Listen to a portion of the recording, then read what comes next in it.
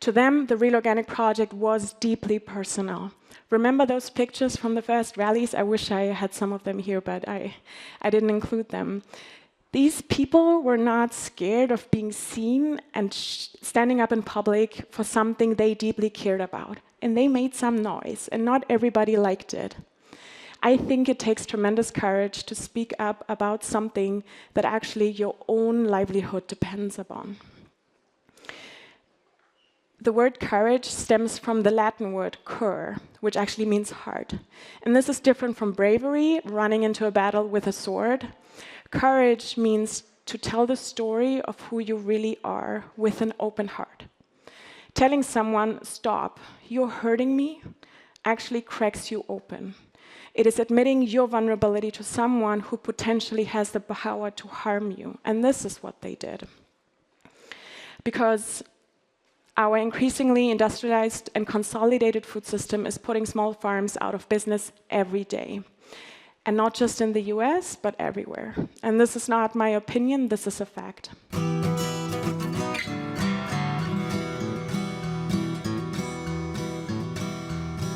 Welcome to the Real Organic Podcast. I'm Lindley Dixon, co-director of the Real Organic Project.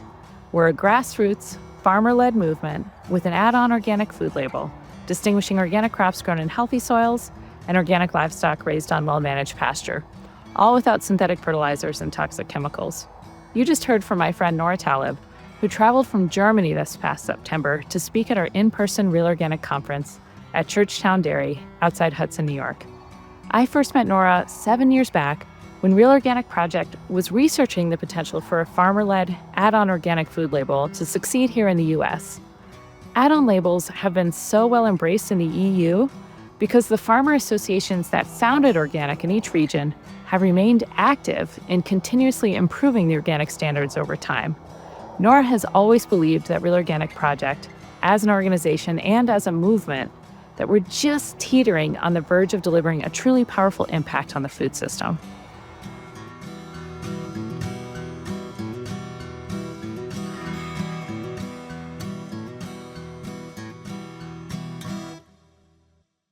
Our next speaker is Nora Taleb. We met serendipitously because of a canceled conference in Germany, and she said, come to Naturland, come see the way we do things. It's really similar to what's going on with you all with the Real Organic Project, with farmers leading the standards and the importance of that. Nora. Thank you. Okay, cool. So great to be here. So excited. So during this conference, I was asked a couple of times how I found my way into the farming movement. So I'm going to tell that story now. By the age of 21, I was a human rights activist who had fallen in love with nature. And I was ready to save the world, as you are when you're 21, not really. But I felt the field that had the greatest potential to solve all humanity's problems was farming and our globalized food system, because it connects all of us, and it connects all of us to nature. It is within the context of farming and food production that we negotiate climate change, biodiversity, or the extinction of species.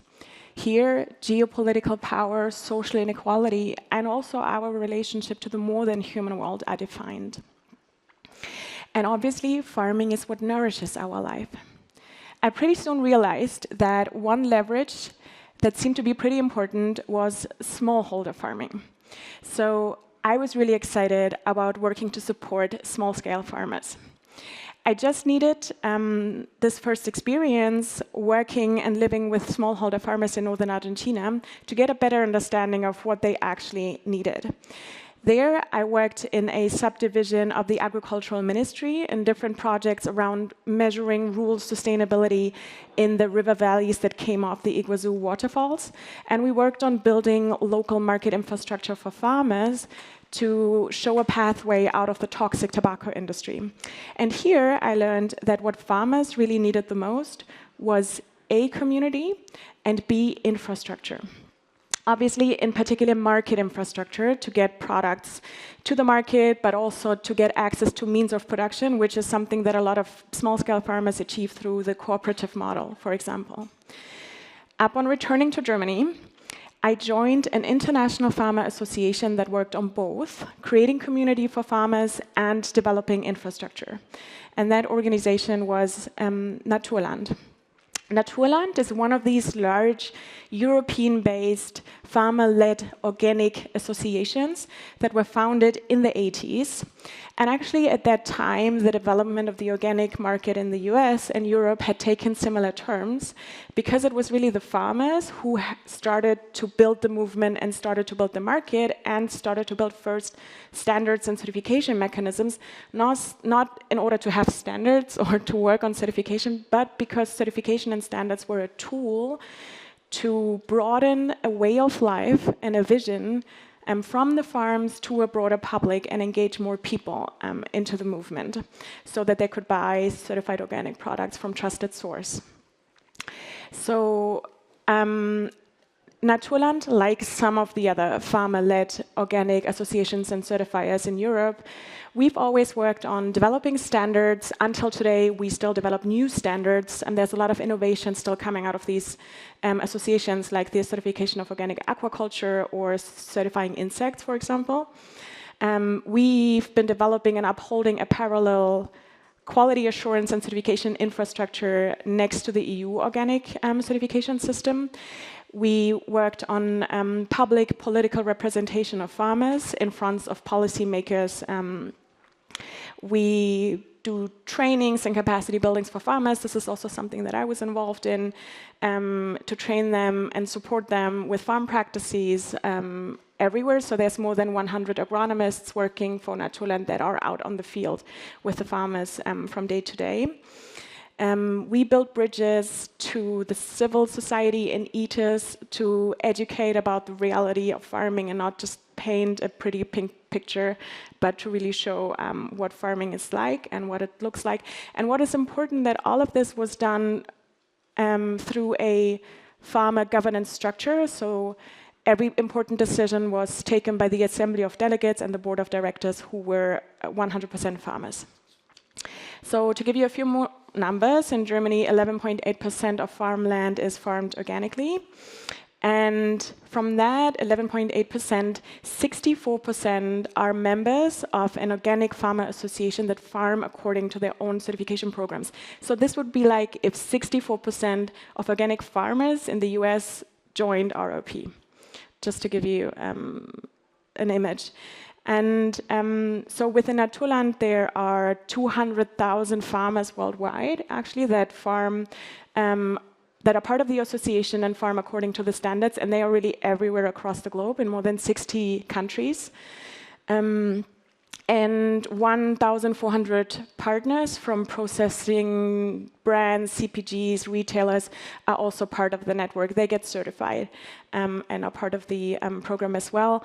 And Naturland has a lot of differences in the standards to the EU organic regulation. So social responsibility has always been a built-in pillar. Or looking at coffee or cocoa production, for example, those products had to come from agroforestry systems as opposed to monocultures. Cover cropping with nitrogen-fixing cover crops as green manure is an obligation. Animal husbandry had stricter requirements regarding animal welfare, transportation, slaughtering. So the point is, the farmer associations that also certify, they could really build into the standard whatever they felt was appropriate. And it was never hard for the eaters and the society to understand that there's a difference and that this mattered, because those movements were kind of civil society movements that had grown over the decades. So I was in my third year into the job, I think, when I received the assignment to look into the US market. Why? Because from those 120,000 farmers that were part of the association, actually many of them sold to the US, and also a couple of brands. But in the US, this was, I guess, in 2018, there were no organic add-on labels. So this was before ROP had launched the label or the regenerative organic certification program had launched. And we knew that there were brands interested, CPG brands in America, that wanted to communicate the extra mile that they were taking and wanted to go beyond USDA label, but they didn't have an option at that time. So it wasn't just that we said we want to go there, but it was actually companies approaching us. Can you do something? Is there something you could do in the US maybe? So I looked into it. I went on market research trips to Expo West, and I spoke to a lot of people. But it seemed really hard, like an impossible job, to introduce the idea of an add-on label, because that concept was not known to people at all. So I remember pretty well one day as I was sitting in Germany thinking how the F I was going to do this, because this is never going to work. I came across this news feed that said a Dr. Lindley Dixon was traveling to Brussels to speak to EU commissioners about the hydroponic issue. So I immediately started Googling who this Lindley Dixon was, what the Real Organic Project was, and what's the deal with the hydroponic issue. Because working for 3 years in the organic movement, hydroponics has not really appeared on my radar. I wasn't aware that this is an issue. So I remember that hearing and finding out about the Real Organic Project was so exciting to me. Also because of what they did, but even more so because of who they were as people. So I invited Lindley to come over. I'm looking there because she's sitting there. She came to Munich, we went on farm trips, and we started talking. And from that experience, really a relationship grew, and what followed were many Zoom calls with Dave Chapman and Lindley, who are still until today the leadership team of the Real Organic Project, together with the board, obviously. And we started exploring, what if we created a process, a brand, retailer standard, and certification procedures that would extend ROP's reach from working with farmers and fresh produce to including more products and ingredients, and allowing more people into the movement besides farmers? What if, partnering up, we could immediately hire a larger quantity of certified raw ingredients and products, which is something useful if you want to create market pull? What if, partnering up, we could learn from one another and hold each other's hands in this project? So our idea was to create a joint venture, which we did, where all ingredients that were available from North America could be sourced from North American farms, and all ingredients that were not available, like cocoa, vanilla, tropical fruits, coffee, tea, could be sourced from Naturland farms. And there we were, figuring this out. And to us, Real Organic Project was really an opportunity to ground within US society and the US market. They were still a very young movement, but with huge potential. To them, I think we were hope that all of this could actually make sense, hope that the European community could support them. To me, they became teachers and leaders I looked up to. In those years I spent working with Lindley and Dave, I learned more about the North American food system, the past and the present, than I ever could have found in any textbooks. Actually, 3 years ago, when I had my first child, I decided that it was time for me to move on, so I don't work with Naturland and in this project anymore. But I'm just so grateful for this time that I was able to spend with them, and it really made me to the person that I am today. And it was beautiful to see how for Lindley and Dave, it wasn't hard to imagine that Real Organic Project could be an international movement. Maybe it already was an international movement. And this is how everything started with our partnership, really. And I remember in our partnership negotiation, when we were still trying to figure this out, there was one specific instance when the label issue came up. So some of you will remember this is what it looked like when the Real Organic Project started as a social movement, really. So I remember that the ROP leadership had just decided that actually they were going to go through with creating their own add-on label, because all the other things that have tried before have not had the results that they were hoping for, which was changing the law and changing the way how certifiers would certify in the US. And I have to admit, I had some anxiety around the label issue because not everybody was in love with the term real organic, as you can imagine, and some of you may remember. But if our partnership negotiation was successful, this label would also be representing us and the thousands of farmers that we stood for.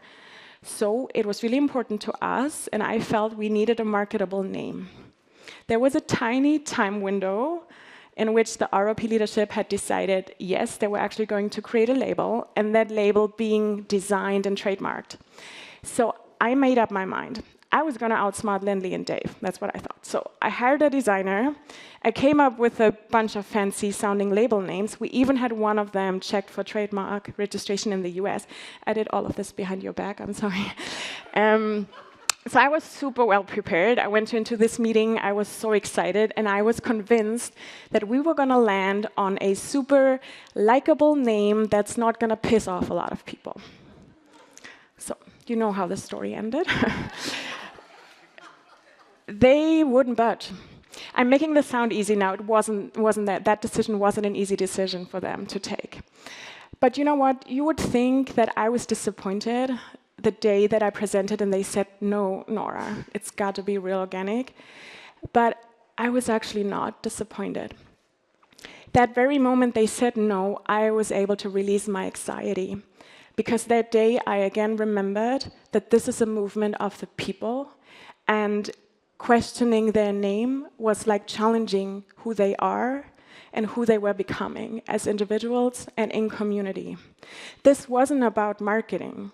The real was the most authentic representation of who they are. Because a word is not the same thing as a name. This was not just about what are we talking about, this was who is talking.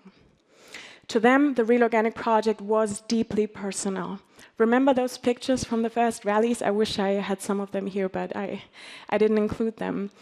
These people were not scared of being seen and standing up in public for something they deeply cared about. And they made some noise, and not everybody liked it. I think it takes tremendous courage to speak up about something that actually your own livelihood depends upon. The word courage stems from the Latin word cur, which actually means heart. And this is different from bravery, running into a battle with a sword. Courage means to tell the story of who you really are with an open heart. Telling someone, stop, you're hurting me, actually cracks you open. It is admitting your vulnerability to someone who potentially has the power to harm you. And this is what they did. Because our increasingly industrialized and consolidated food system is putting small farms out of business every day. And not just in the US, but everywhere. And this is not my opinion, this is a fact. Besides all the semantic argument that is going on right now, of people trying to take authority to define what organic, regenerative, sustainable, climate-smart agriculture truly is, what if this real is not about an authoritative argument of right and wrong? What if this real is showing up as who you are and being courageously vulnerable about it? Looking into academic research, the official definition of vulnerability is this: uncertainty, risk, and emotional exposure. It's the question, are you willing to show up and be seen when you can't control the outcome? This is by Brené Brown, who is one of the, or is the most famous researcher on vulnerability until today. So she says that vulnerability is waiting for the doctor to call after your mammogram, or vulnerability is saying, I love you first. It's the uncertainty of daring greatly if success and rewards are not guaranteed. Many times I heard Lindley and Dave say, we don't know if this is going to work out, but we have to try anyway. The truth is, Brené Brown didn't research vulnerability. Vulnerability was something that came out of her research. She was actually researching connection. And it turned out that vulnerability is a precondition. So being able to experience vulnerability is a preconnection to being able to experience connection. And connection really is at the heart of our human existence. It's the desire to care for someone, to be cared for, to experience love and belonging. And I think this is what we all strive for, right? So vulnerability and connection together with courage and compassion is the mix that Brené Brown found out to be the cocktail for outstanding leadership. Farming is one of the most vulnerability-prone professions you can choose. Even the best farming practice can't save you from a drought, a flood, a hurricane. Farmers are on public display for the public to judge them 24/7, basically. As we are all standing here in this room, strategizing and thinking about the future of farming, we are not alone. The vulnerability of our global farming system has reached the global political agendas everywhere. Multinational corporations, large-scale farming systems, monocultures are aspiring to become more sustainable. And I think this is really good. We need this. We have to transform the way we farm on large scale, and small improvements on a large scale can already have a tremendous positive impact. And I think I'm really grateful that a few sustainability experts, policymakers, investors, tech companies have taken up the challenge to transform large-scale corporation-owned farming systems. But I think it is worth mentioning that as large-scale and corporation-owned farming systems become more sustainable, they are further improving their competitive advantage. Because they can not only produce large quantities efficiently at a low cost, they can now also do so sustainably, regeneratively, and organically certified. But here's the thing. These farm owners or shareholders of stock-traded companies, their lives don't personally depend on this. So wait, large-scale farming systems get more sustainable, and all what we get is vulnerability? Like, how's that a good thing? It's true. I think the vulnerability of the small-scale farming system or the small-scale farmer is really the Achilles heel of our global agri-food system. Because this is about our food sovereignty. And food sovereignty and food security is not the same thing. I hear sometimes people confusing that, because food security is something that technically the UN can help us with through UN food aid programs, or Bill Gates wants to help us with that. But food sovereignty is the right of people to healthy and culturally appropriate food produced through socially just, ecologically sound, and sustainable methods. And I think this is the really important part, I'm going to read here, and their own policy strategies and systems of food production, distribution, and consumption.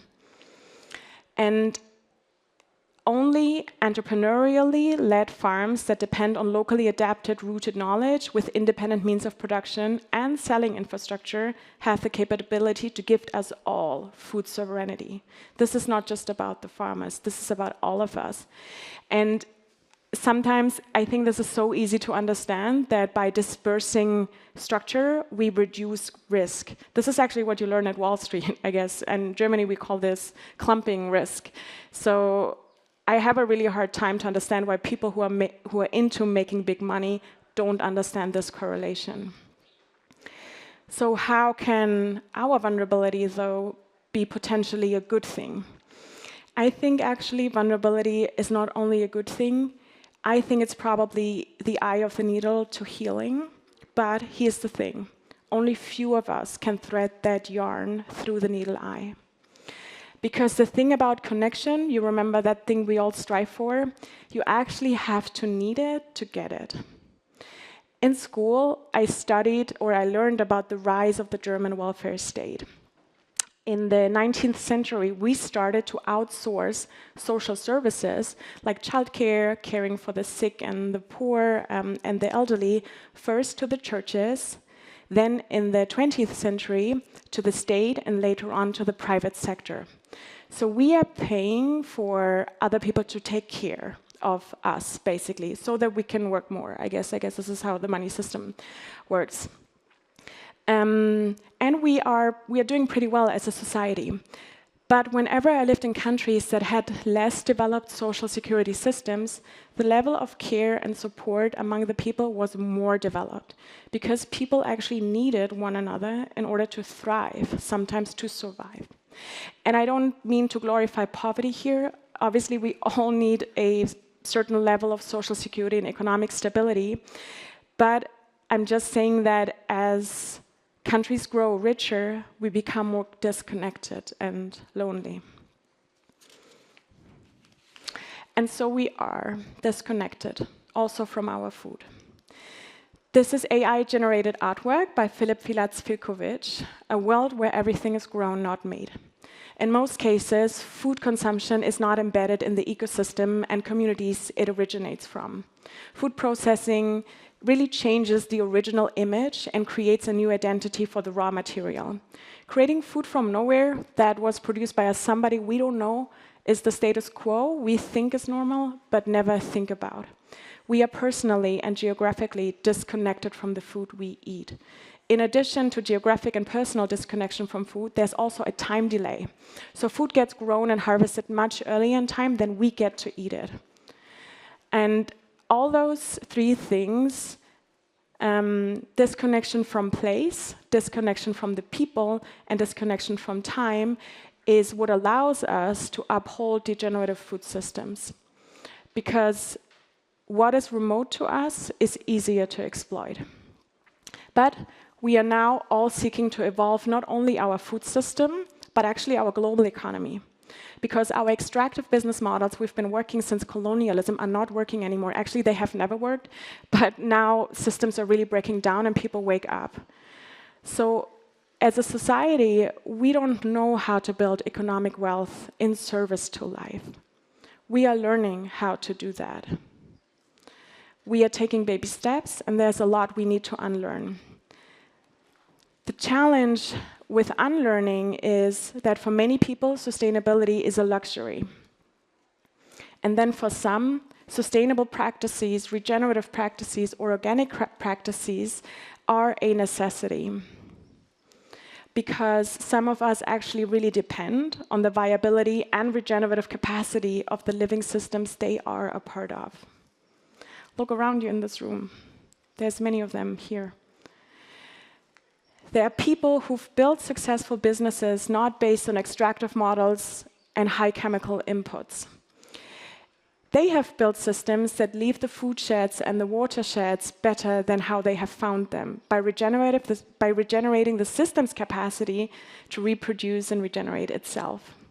So connection, vulnerability, and dependency are connected, they somehow relate to one another, and they are part of our healing journey, I'm sure.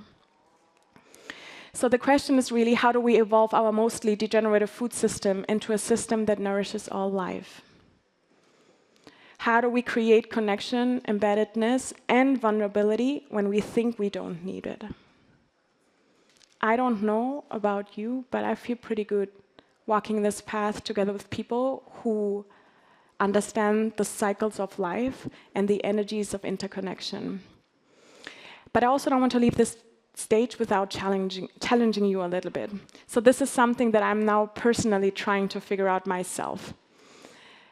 How do we evolve the whole system and not just one organic niche? Or niche, you say, I think. And I also don't know the answer to that.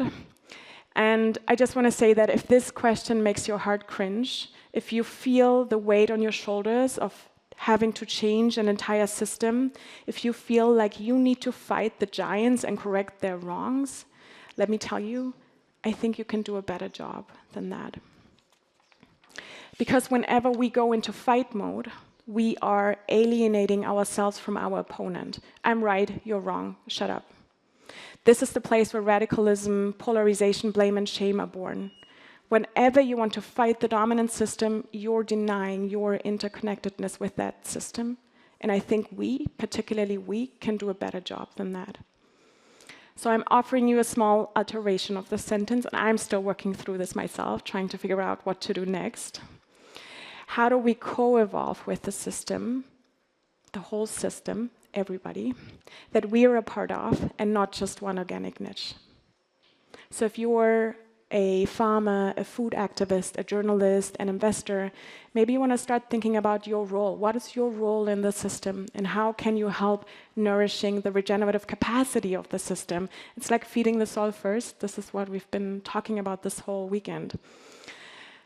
So today I didn't choose to talk about vulnerability and connection because I thought it was a smart thing to do. I chose that topic because leading from an authentic place of caring for this world, showing up as who you are, being vulnerable with each other, and seeing the world as alive, dynamic, changing, and beautifully unpredictable is something that I've learned from you. Thank you.